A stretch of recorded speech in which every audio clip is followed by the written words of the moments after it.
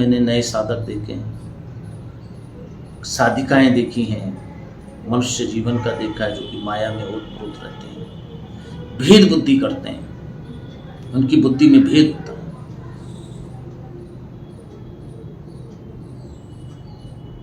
कि ठाकुर जी कैसे हैं और सदगुरु कैसे हैं, भेद बुद्धि दोनों में अलग अलग देखते हैं। कि ठाकुर जी में अलग भेद बुद्धि जाएगी, सदगुरु में अलग भेद बुद्धि जाएगी।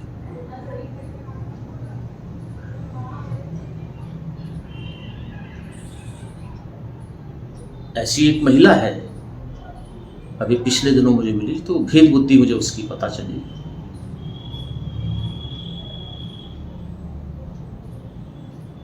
कि हम तो ब्रज के ठाकुर जी को माने, गुरु को ना माने,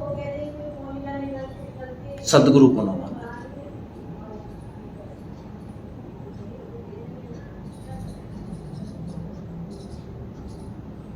सदगुरु तो वो श्रेष्ठतम कृति है जो ब्रह्मांड को अंदर समाये हुए हैं। उनके अंदर तो ठाकुर की भी लीला है।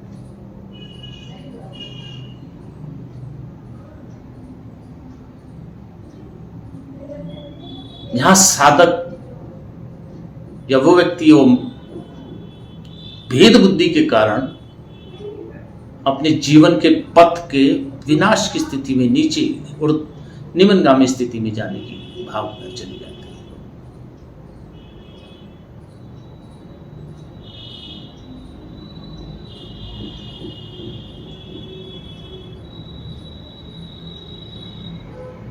चेतना तो एक ही है,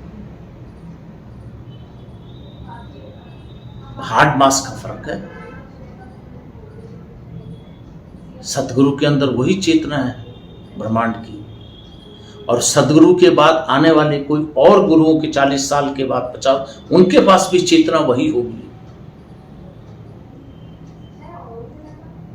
तो यहां अलग अलग मोर मुकुट, ठाकुर जी क्या सदगुरु जी के पास मोर मुकुट ना, क्या आने वाले 40 साल के बाद कोई यशस्वी तपस्वी प्राप्त हो हम हिंदुस्तान को, क्या उसके पास मोर मुकुट ना। ये भेद बुद्धि ये खतरनाक होती है। हार्ड मास से किसी भी व्यक्ति के आंकलन नहीं किए सकता। तेजस्ता के मापदंड को जो अपने हृदय के अंदर समा जाता है वो सदगुरु है।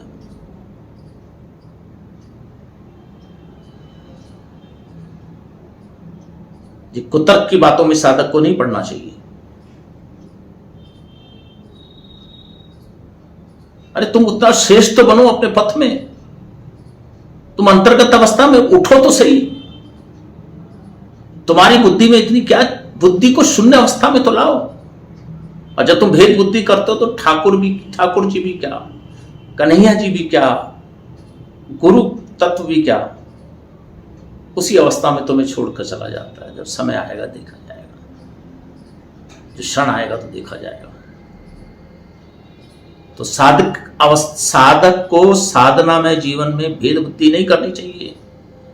अपनी दिशा लक्ष्य को भेदन करते हुए, क्रियाशील होते हुए अपने गुरुत्व को प्राप्त करना चाहिए। इनर सोल, इनर शक्ति को प्राप्त करते हुए ब्रह्म तक जाना चाहिए। तब उसको पता चलता है कि जीवन कितना विराट है, श्रेष्ठ है। यहां तो सब अपने जीवन की दिशा है ये साधक के लिए। इस दिशा पर भी उसको पहल करनी चाहिए कि वो अपने साधना में, जीवन में बढ़िया के छोटे बड़े में भेद ना करे, अपने आंतरिक स्वरूप को उजागर करे।